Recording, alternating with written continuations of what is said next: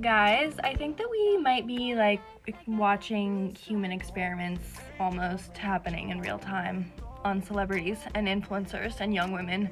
We do not know as much about filler as we should. This is a video of two board certified plastic surgeons, one of them's also a radiologist, talking about how shocked they were to see migrated filler and just filler lasting years after it was injected. I think one of the patients I sent you I injected filler out here and it sort of migrated to the mid-cheek or migrated around the outside. So after it took about I think it was 4 or 5 years ago we injected her, or I injected her 4 or 5. This is all stuff that needs to be looked into, and I think in the next 10 years we're going to come up with some very interesting stuff and find out a lot of new things that are going to have a few surprises. Yep, it's pretty scary. So, I mean, I don't know about you, but I don't love that a plastic surgeon who's been injecting women with filler for over 15 years is talking about how scary it is, how much we don't know. This is also echoed by another doctor who said, "It's unclear what's going on with filler. It's unknown whether after 10 or 20 years it's still maintaining the properties that it did when it was injected. More studies are definitely needed." Are we the studies? Millions of young women are getting this every 6 to 12 months. What is a beautiful woman?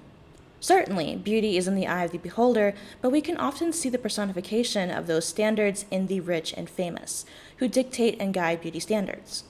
The beautiful woman is a feminine woman, and a feminine woman is one who is man-made and most removed from the natural female form. Think of what beautiful women, especially those paraded to us as such, have in common. They're hairless, free of acne or other marks, a specific body type, one which changes depending on the era. They have long hair, and of course, she wears makeup, bears no marks of aging or living, wears feminine and thus degrading and constricting clothes. Some things change, of course, but in general, much of what is considered attractive in women, especially from a heterosexual perspective, is a man-made construction of femininity, one which requires spending copious amounts of time and money to achieve. So-called feminine beauty is not natural, and natural beauty is not feminine. How do you feel about body hair on women? I don't mind it, but that's not what I go for. Depends where they have it, armpit So you hair. do mind it? Sure. Yeah, I do mind it. Where don't you like the hair? I'm not a big fan. You mean where it naturally grows? Wow, you got me. No, I think women should not have hairs on their arms, under their arms, and their bakala. Their what? Bakala. What's that? You know, the... Depends where. Where don't you like it? Like legs, armpits. About So the whole body. No, I don't mind Oh, so you don't mind it on the vagine? Yeah, on the vagine's fine. I think when you're too shaven, it's kind of a little creepy because it's like a little girl, and I don't like that. Yeah, or baby dolphin. Yeah, I don't like either. I'm not into either babies or baby dolphins.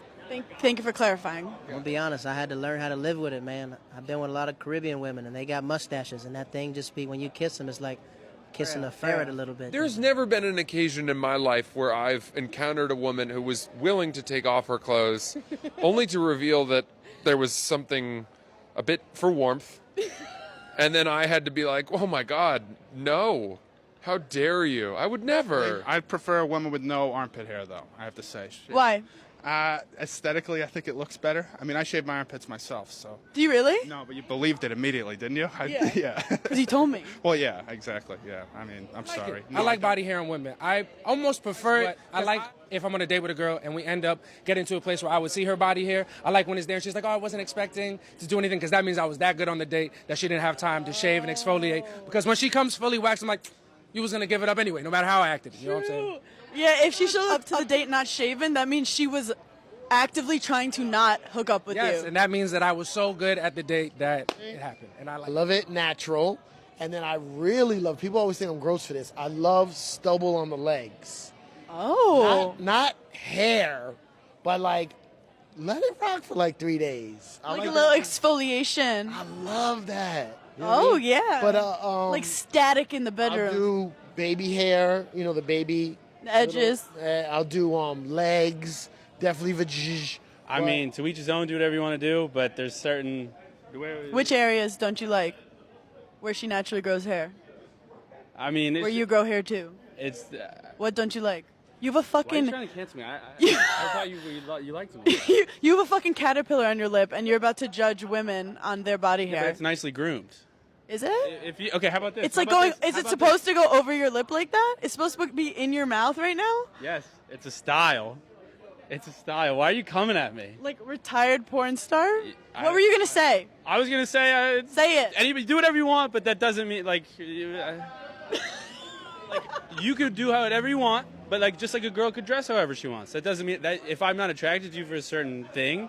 What hair would make you not want to have sex with a beautiful woman? If I see hair on a woman and I'm like, oh, I don't think I'm attracted to that person because of the hair. You decide what it is. I'll decide, whatever. I don't know. What are we doing?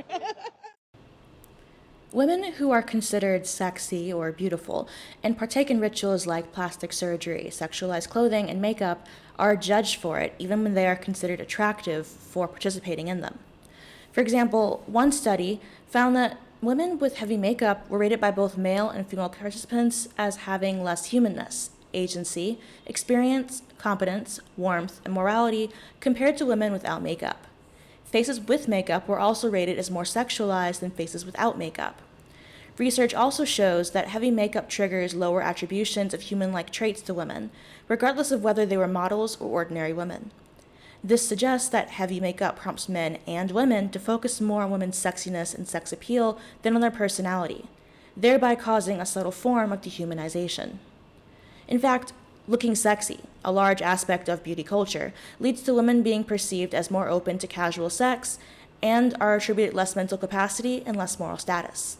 Okay, so I'm reading my textbook and I literally just found out the most messed up thing. Basically, there's this part of your brain that helps you recognize the difference between like a person and just like an object. So if you're walking down the street, then the activation in this part of your brain increases because you can recognize them as like a living, breathing thing with like feelings and emotions and whatnot. Whereas if you were like looking at a lamp, the activation would decrease, obviously. So here's the messed up part. So they found that in really sexist men, when they saw a picture of like just a regular woman, the activation in this part of their brain went up, like normal. But if she was dressed even the slightest bit provocatively or even posed in a certain way, the activation in this part of their brain decreased, meaning they no longer saw her as a living thing with thoughts and emotions. They literally saw her as an object. Like, people are like, oh, you objectify women. They actually, in their brain, only see you as an object. Like, they don't even recognize you as something that has thoughts and feelings.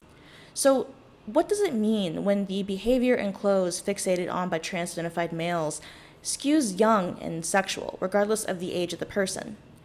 What does it say that you define womanhood through being young and beautiful, where womanhood is equated solely to femininity, and when femininity is degrading and meant to inhibit, what does that say about what trans-identified males think being a woman is?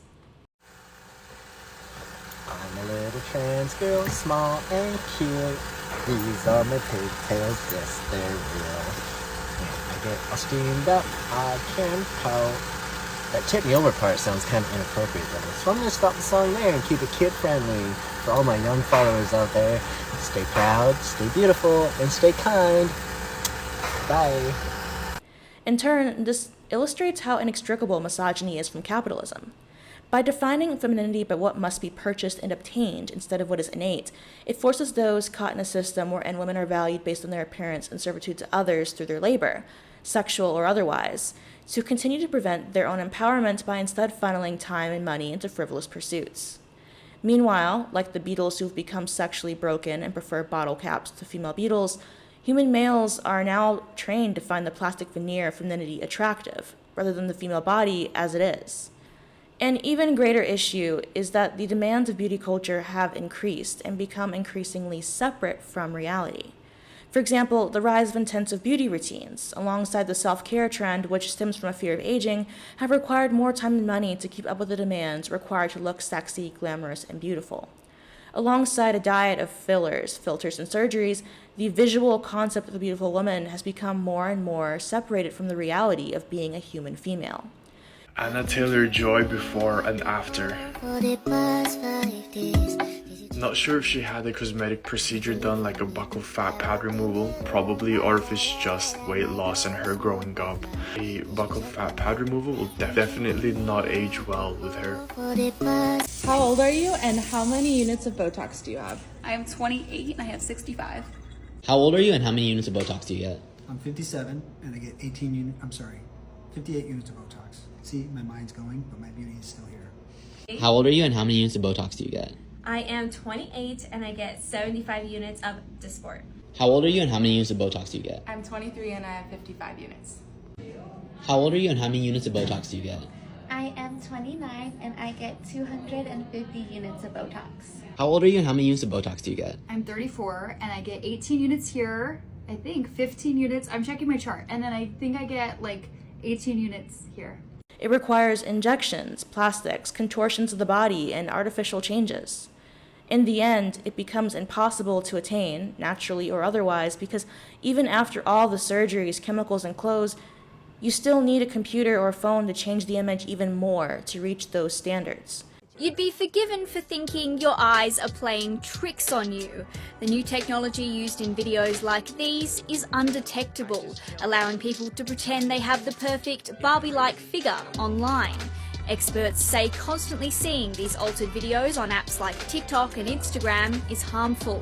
When young impressionable girls or young vulnerable women are viewing that type of content, then they're likely to compare themselves with actually very unrealistic standards. People have been aware of photoshopped images for many years now, but a new study from UNSW has found that young women are less likely to believe that videos can also be edited. People just aren't as conscious of the improvements in technology that allow us to change a person's appearance as they move. There is a lot of research showing that viewing ideal images can be harmful, and our study and more research now is suggesting that it's the same for ideal short-form videos. When you're used to seeing impossibly perfect bodies online, you can begin to find new faults with your own real body. It's not all bad on social media. Online creators like model Kate Wasley are using their platform to encourage women to love their natural shape. Influencers and celebrities and, I guess older people on the apps do kind of have that responsibility to stay away from those editing apps. And even if you do your best to get as close as possible, the only thing that is won is a loss of humanity, both in the eyes of the men who are meant to be appealed to and to other women. I miss the days when actresses looked human.